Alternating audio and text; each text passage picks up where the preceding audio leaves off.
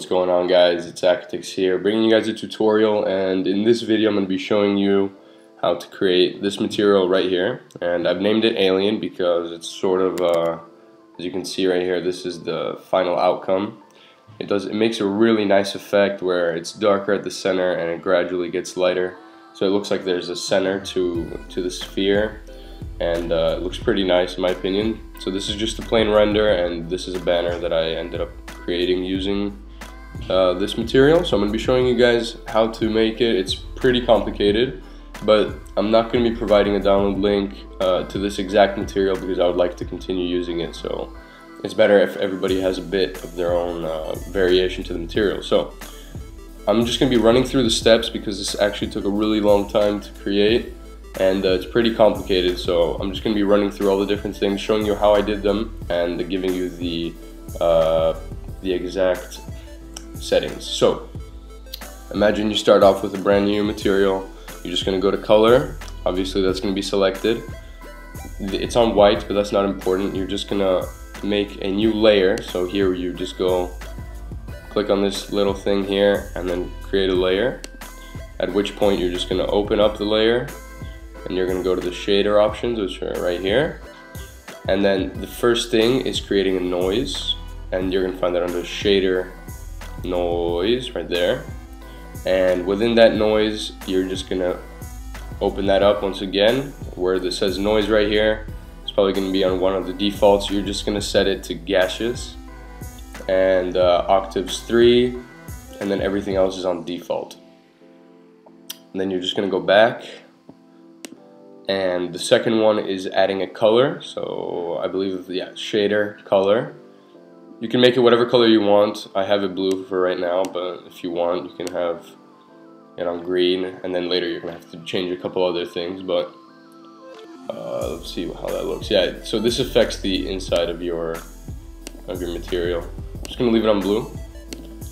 And then the last one is another shader noise, and you're gonna open that up, and this time it just stays on noise. I believe this is the default, I'm not entirely sure. You just set it to noise, and that's fine. You just leave it as it is. And then you're going to notice that these say overlay, so the only thing to change is obviously on the first two. You just click on that and then set it to overlay as opposed to normal. And that just, it's similar to Photoshop, it just helps you put everything in order. So that's for the color, and that creates sort of the overall color of the object. Yeah, I'm going to wait for that to load because it's killing my OCD. If it ever decides to. There we go. Alright. So next up is diffusion. You're just going to select that, bring the brightness up to 88, deselect luminance, deselect reflect, and just have specular selected. I'm not sure if these are the default options or not, but go ahead and do that. Then you go into luminance. You're going to have to select that. This time put on a white color at the very top, set the brightness to 50% or something like that. Depends on what colors you use and what you like. This is just for me messing around. Now for this specific texture I did follow another tutorial, but it was just to find the perfect sort of thing that would match the jaggedness and the outside and inside of the material. So similar to before, you're just going to create a layer, go to here and then create a new layer. Select that, go to shader noise once again, which is right there, and to change the settings of your noise you're just going to click on the little thumbnail right there. This type, it's a displaced Voronoi, and if you want you can just pause the video and change the settings, but I believe this is always all the basic standard settings. Then you're just going to go back and then create a new one, which is shader Fresnel right here. Click on that, and you're just going to make a gradient, and this time this is where you pick the colors. I chose blue in this case, but as I said, you can do whatever you want, or you can just change it in Photoshop later. Select bump, front and back, and then the gradient, you just make it from a really light color, and then at the very end you turn it black. So to add a new color you just double click anywhere, and as you can see it's added that. If you want to delete it, just click on it and then hit the delete key. You're going to want to make a shader so that the black isn't gradual like that, but it's at the very end, so that it's very dark at the center and then it gradually gets lighter. And that's pretty much it for that. Oh yeah, make sure that your noise is on overlay and the Fresnel is on normal. Then go on to transparency, or go ahead and select that, and copy the settings that I have here, because I have a couple things that I messed around with. As you can see, refraction 1.5, Fresnel activity 100, and then on the texture, you're just going to go here, Fresnel. As you can see, it's right there. Click on that, and the gradient, I have it from light gray to a slightly darker gray. And yeah, you can go ahead and copy that. And then we're just gonna forget about these three options right here because they're not necessary for this material. So then go ahead and go into bump, and you're just gonna copy the luminance layer that you had here. So you just go to here, copy channel, go down to bump, paste channel. Obviously I didn't do it, but however, in this case, you're just going to change this a little bit and make it slightly longer so that the black gradient goes down a bit further down than on your luminance. As you can see, even though I did mess with it a little bit, the bump is going to have to go down a little bit more. MIP, fall off, and the strength. This also depends on like how many grooves and dents you want, but that's entirely up to you. I have it on around 40%. Also, going negative is pretty cool as well. Does some nice effects on some nice like reverse indentations, which is totally alright. So that's totally up to you. You just have to mess around and see what you like best, and then go into specular. I believe this is also all default, but if not, the mode, set it to plastic. Then running down the options: width 50, height 20, fall off 0, and inner width 0. Then we're just going to jump down to displacement, and this is where it gives you this sort of jagged look on the thumbnail here, even though that's not exactly what it looks like on the actual render. It also depends on the size of the object you're using and stuff like that. So in any case, you go to the displacement, you're just going to go texture, well, where it says here, click that and go to filter, and then you're just going to click on here on the little thumbnail of this. On the texture, you bring down a noise, and at which point you're going to choose piezo, as it's called right here. Make sure the colors are black and white. Octaves are 5, and you can copy these settings right here. This is just to make a higher contrast between the black and the white, and this greatly affects the displacement. And so yeah, so I'm just going to show you guys that one more time, and as you can see, the contrast and the brightness and all that is right here. You can copy that. So yep. Then going back, I believe everything here is default apart from the gamma, which might be slightly different. If not, just copy that also. The strength, I have it on about 90%, and the height is 1. So now this is where you can really change how, let's say, how powerful the effect is. So the height is on 1, which is actually really low now that I'm thinking about it. It's really, really low. However, the strength is quite high. So if you want to go ahead and try having something on like 10 centimeters and then bring it down to something like 40%. You honestly, for this kind of material, you just have to keep messing around and seeing what kind of results it gives you, because it's not only up to personal opinion, but you just have to keep messing around until you find the perfect solution, or perfect combination, I mean. And yeah, so that's pretty much it for the material. Now I'm going to be showing you guys how to make a nice Lightroom all by yourself, because a lot of people have been asking me that. And so yeah, let's go ahead and get started. I'm just going to go into this view right here and get the top view.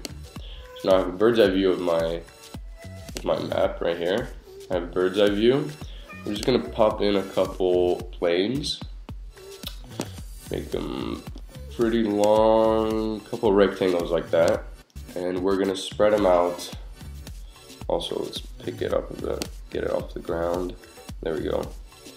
Something like that. And then you're just going to click on the plane, copy, paste, do that a couple more times. There we go. And then you're just gonna move over and have a slight gap in between them, and I'm gonna show you guys why I do that. That basically helps you so that later, if you want, you can fix the rotation on these, and it'll make it so that the light refracts off each different plane, and it looks much better. And so yeah, now that you have the placement done, go ahead and go back to your normal view.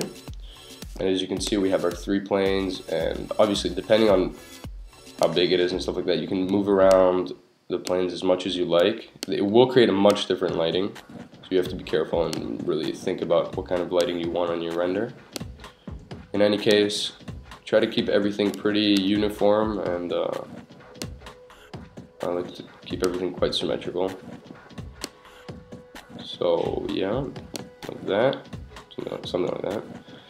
And now we're going to create the material. So create a new material by going to create new material, or just double click in the rectangle down here. Double click once again on the material. Go to color, deselect that. Deselect specular. Go straight onto luminance, select that. Then on the luminance tab, you're going to go to texture. Click on that. Go to gradient. Now you're going to see there's like a weird gradient here, but that's not exactly the one we want, so you just go back, click on the gradient thumbnail right here, and then this time on the type, you're going to go down to circular. Yeah. And then final step, you're going to right click on these boxes right here, and then invert knots. And what that does is it makes a slight gradient from the outside to the inside, and this is where you can pick the colors. So I usually go with not a pure white, but something a little bit lower than that, something like that. Go back to luminance, and then let's turn the brightness up to 300%, something like that. And then bring down the mix strength a tad. There we go. So this is our first material. If you want, you can put that in the center, and as you can see, that creates the nice little gradient around your plane. And just go ahead and duplicate that a couple times, and then on one of the duplicates, you can just change this to slightly warmer color, so a yellow, really light yellow, something like that. And you can go ahead and apply that on one side, and then on the second one, go for a slightly cooler color, light blue. Should be okay. There we go. And what that's going to do is it's just going to slightly distribute the colors a bit more evenly, and it's going to actually give you a really nice outcome on any render you make. So I don't know, let's bring in a platonic, test out the lighting on here. Let's see, let's just rotate that a bit randomly.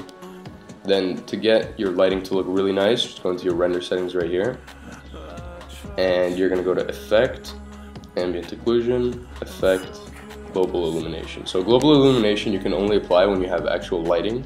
So if you're in a blank Cinema 4D file and you have no lights, and then you select global illumination, you will not see anything. And then ambient occlusion just improves the way the light hits your render and stuff like that. So just my default setup to have no background on my render is just go to Save Options, change the format from TIFF to PNG, and then select Alpha Channel. Alpha Channel makes sure that you have no more background. And just go to Output, and then you can change it to whatever you like. I usually have 1024 by 768. Just select that, and that should be all right for now. Let's just apply a nice white color. Oh, and let's see how that looks. Let's see. So you can't really notice it right now because this is a pretty plain render, but if you really want to maximize the way that the light hits the bottom as well, because maybe you want a more uniform color, you can get an arc like this, and if I'm not mistaken it's an arc. If not, you just draw it yourself, but go on the arc and then change the radius to something really big. Make it a little bit up. Make it pretty wide, just like that. This way it'll cover the bottom of your Lightroom like that, and then you're just going to put that into a extrude nerves, yep, and then just increase the depth. And as you can see, that'll create a nice little valley, and then you're just going to apply another light material, so something like the white one, the original one you made. Put that pretty close, and you're going to notice that obviously if we render this out, you're going to end up seeing the Lightroom, and you don't want that. So that already looks a bit better, it's a bit more uniform. So you don't want that to happen. So to fix that, you're going to have to keep up with me because it's slightly complicated. You just right click on here, and you're going to see this huge menu. I bet you've always seen this, never knew what to do. Maybe just a couple of these options, but you're just going to go to Cinema 4D tags, go to compositing right here, and it's going to open up a little menu down here, and this basically allows you to choose what is seen by the camera, what isn't, what gives shadows, what receives shadows, etc. So you're just going to remove seen by camera, obviously, and receives shadows, and that's the only thing. And then if you want, I mean, if you have, for example, right here, like, no, not a transparency, reflection on your object, and then you're most likely going to see the reflection of the object. Well, not in this case, but you might, if you have something like a sphere, you will most likely see the reflection of the Lightroom. In that case, you would just go cast shadows, and that way it's not seen at all, or seen by transparency, seen by reflection. You would just unselect that. That just depends on what you like. But basically, if not, you just uncheck these, and then holding Control on PC or Command on Mac, you're just going to click and drag onto your other planes like that.